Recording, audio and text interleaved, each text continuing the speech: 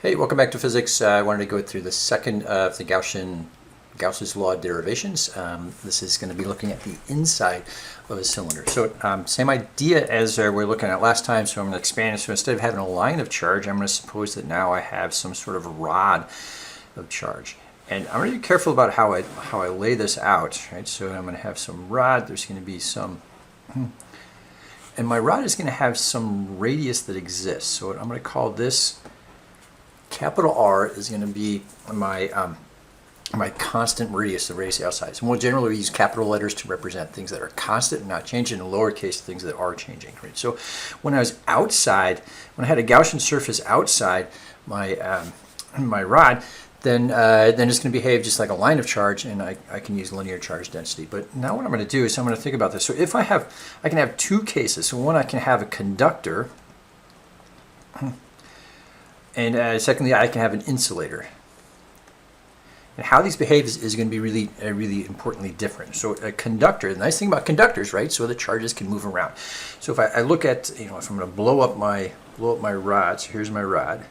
I'm looking at, the cross section of it, suppose. And if I have a conductor, I have a positive charge, say, and that positive charge tries to get away from it. So if I have a positive charge here and a positive charge here, they can move, and they're going to move away from each other. And the furthest away that they can get is when they're all sitting on the very outside edge. So if I have a conducting rod,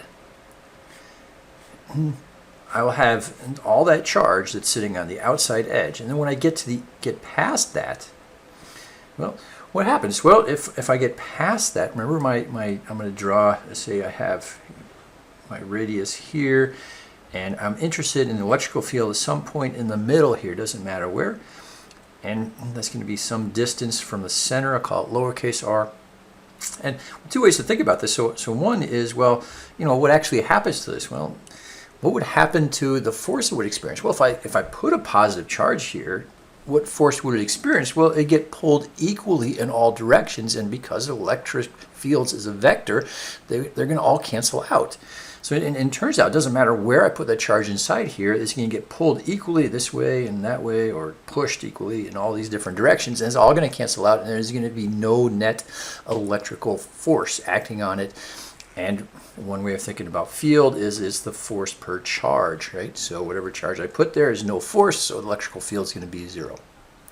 Another way to think about this is, right, well, this is if I draw a Gaussian surface. So if I was to draw a Gaussian surface, it would be going like this. Remember, I'm going to draw this in a way such that my electrical field is going to be the same everywhere on that surface. So I have the same radius.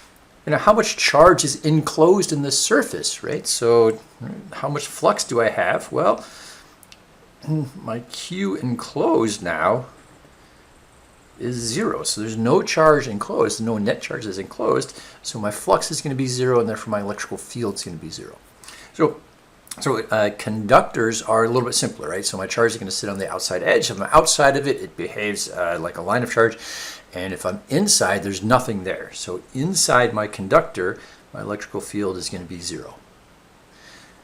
Inside my insulator, well, that's going to be different, right? So what's going to happen, right? So I'm going to think about this. I'm going to have now my insulator. Key thing with the insulator now is that my charges don't move. So I'm going to have some consistent distribution of charges around my insulator. And now when I go inside, so here's my capital R, when I go to some point I'm interested in here, right? Now I'm going to have some charges enclosed. But importantly, recognize that all this charges on the outside is not going to contribute. Right? So it's just the enclosed charge, because that charge on the outside is going to counteract itself and pull in equal directions. So the challenge with this is I have to figure out my charge that's enclosed on the inside. And for this, we're going to use density for it. And we'll use a volume density, so we use a three-dimensional density. So the trick with this is that I've got a three-dimensional challenge here to find charge. So one, I need to figure out charge that's enclosed. And I'm going to do this with three-dimensional density, volume density, right? And then I'm going to worry about my Gaussian surface. And my surface I'm going to be looking at is, remember, as a two-dimensional. So I'm going to be careful about this. I'm going to have a 2D Gaussian surface, so I'm going to add up all the area on that two-dimensional surface. When I'm figuring out charge, I'm going to use 3 dimensions. So let's go through this. Again, the idea is I'm going to be using my flux. And my flux, we have 2 ways of writing this. One is that it's E times A. So these are dot products of 2 vectors. So I can find my electrical field. And if I choose a smart Gaussian surface, I'll pick a surface where the electrical field is going to be constant, and I can figure out what the area of the surface is and make that work. The second way that we have of writing this, of course, is Gauss's law, which says this is a Q enclosed over epsilon naught. So this is what I have to do. I have to figure out area, and I have to figure out Q enclosed. So let's figure out. So we'll do the closed charge first as a challenge. So I'm going to use volume density. So my volume charge density is going to be my total charge divided by my total volume. This is also going to be equal to whatever small amount of charge that I've enclosed in that small amount of volume that I've enclosed it. So whatever volume is represented by that. So I'm dealing with a circle here. Volume of a circle. So remember, 3-dimensional volume of a circle. I'll look this up, and it's going to be 4/3 pi r cubed. Right? And I'm going to be careful about this because I'm going to have my volume, my total volume. So Q over my total volume. I'm going to use capital R for this. So it's going to be 4/3 pi capital R cubed. This is going to be equal to my Q enclosed. This is what I'm interested in, divided by that volume of that smaller thing. Right? And that volume of the smaller thing is going to be 4/3 pi lowercase r cubed, right? So these two r's are different. They don't cancel. Right? So this is my constant, and this is the thing that I want to set to find the electrical field at that point. Other things do cancel, right? So the 4/3 and pi are going to cancel, and I can get a relationship for my Q enclosed, which is going to be this ratio of the cubes of the radii times charge, the total charge. Okay, so that's a description of the charge that's enclosed. My area now for my Gaussian surface. So my area for my Gaussian surface, this is going to be the surface area of a sphere, which is 4 pi r squared. So surface area of a sphere. So now I can put it together and do some math, right? So now I'm going to say, and formally we would say, I'm taking a closed surface integral of these 2 vectors, dA. Right? So I'm going to be careful that these are going to be parallel to each other. Remember my surface vector. My surface vector. Here's my surface vector. It's going to be pointing straight perpendicular to the surface. So perpendicular to the surface is going to be lined up with my electrical field lines. So I'm good. And this is going to be equal to Q enclosed over epsilon naught. These are lined up, so I'm going to get rid of the vector signs and the dot product because they're parallel to each other. E is going to be constant, so I'm going to pull it out.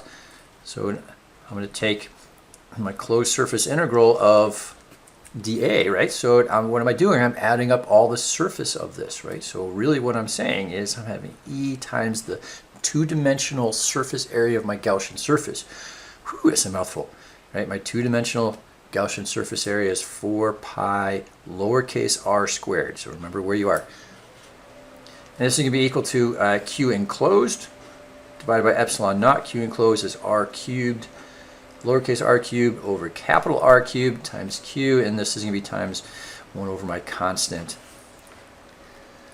Right? And now I'm just going to figure out what E is, right? So notice my r squared here will cancel with my lowercase.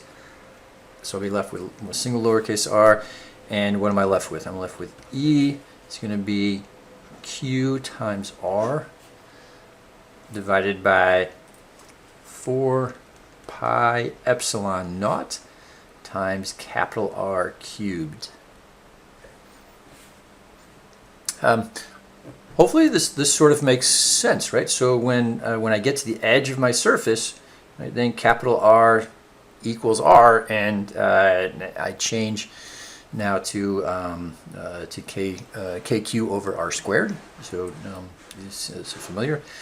And until I get there, though, my if I was to plot this, right, as I go over my distance, so if I go from 0 to capital R, right, is my electrical field strength, right, it increases linearly, right? So it's going to look like this. Right? So my electrical field strength, I start in the very middle, I have 0 enclosed charge. As I gain more volume, I have more enclosed charge, and I get further away from the center. That balances it, so it grows linearly until I get to the very end, and then it starts acting as kq over r squared, and I'm going to have something that's going to drop off.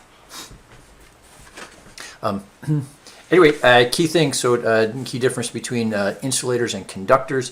And again, we're doing the same two things. We're trying to figure out what charge is enclosed. In this case, we're doing using a 3D volume charge density. And then secondly, we're figuring out the Gaussian surface, and that's a two-dimensional surface that we're looking at, and we plug it in the same equation. Hope that helps. Bye.